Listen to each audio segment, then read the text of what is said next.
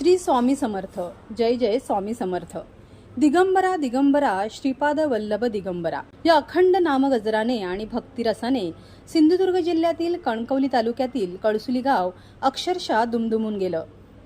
कळसुली येथील श्री स्वामी समर्थ मठाच्या वर्धापन दिनानिमित्त आयोजित करण्यात आलेल्या 2 दिवसीय धार्मिक, आध्यात्मिक आणि सांस्कृतिक सोहळ्याला हजारो स्वामी भक्तांनी उत्स्फूर्त प्रतिसाद दिला. पहाटेच्या काकड आरतीपासून ते रात्रीच्या सुस्वर भजनांपर्यंत, पालखी सोहळ्यापासून ते पारंपरिक दशावतार नाट्य प्रयोगापर्यंत प्रत्येक कार्यक्रमाने भक्ती, श्रद्धा आणि संस्कृतीचा सुंदर संगम अनुभवायला मिळाला.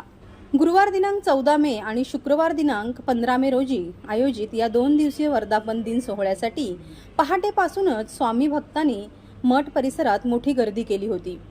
संपूर्ण मठ परिसर आकर्षक फुलांची सजावट, विद्युत रोषणाई आणि दत्तनामाच्या अखंड गजराने भक्तिमय वातावरणात न्हावून निघाला होता. श्री स्वामी समर्थांच्या मूर्तीसमोर भक्त भावपूर्ण प्रार्थना करताना दिसत होते. गुरुवारी सकाळी नित्यपूजा आणि अभिषेकाने कार्यक्रमाची सुरुवात झाली.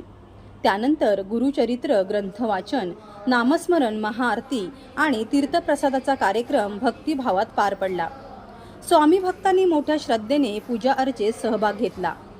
दुपारच्या सत्रात लहान मुलांचे सांस्कृतिक कार्यक्रम आणि महिलांच्या पारंपरिक फुगडीने उपस्थितांची मने जिंकली. दिवसभर धार्मिक विधी आणि सांस्कृतिक कार्यक्रमांनी रंगलेल्या या सोहळ्यात सायंकाळी हरिपाठ आणि भजनाने भक्तिरसाला अधिकच उधळून आले.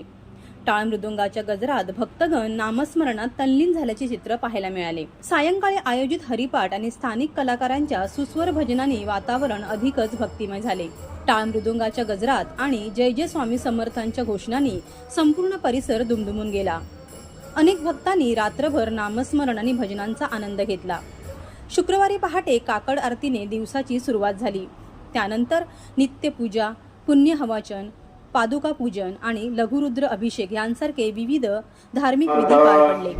दुपारी महाआरतीनंतर महाप्रसादाचे आयोजन करण्यात आले होते. कणकवली तालुक्यासह जिल्ह्याच्या विविध भागातून आलेल्या हजारो भाविकांनी स्वामींचे दर्शन घेत तीर्थप्रसाद आणि महाप्रसादाचा लाभ घेतला. सायंकाळी आयोजित करण्यात आलेल्या या भव्य पालखी मिरवणुकीत स्वामी भक्त मोठ्या श्रद्धेने सहभागी झाले होते. पारंपरिक वेशभूषेत महिला, युवक आणि वारकरी संप्रदायातील भक्त दिंडीत सहभागी झाले होते. टाळ मृदुंगाच्या गजरात आणि दत्तनामाच्या घोषणांमध्ये काढण्यात आलेली ही पालखी मिरवणूक संपूर्ण गावासाठी आकर्षणाचा केंद्रबिंदू ठरली.